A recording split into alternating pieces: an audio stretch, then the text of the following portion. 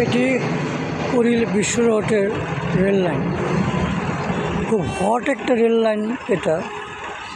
এখান দিয়ে পাবলিক আসা যাওয়া করে। এতটাই হট একটি স্পট, প্রতি মাসে বা প্রতি মাসে না হলেও 2 মাস পর পর এই রেলপথটাতে দুর্ঘটনা ঘটেই থাকে। কেউ না কেউ মারা যায়, একদম মাস্ট, কোনো মিস নাই। কিন্তু কর্তৃপক্ষের উদাসীনতা। এখানেও না আছে কোনো সরকারি কোনো লোকজন, না আছে দেখভাল করার জন্য কোনো লোক।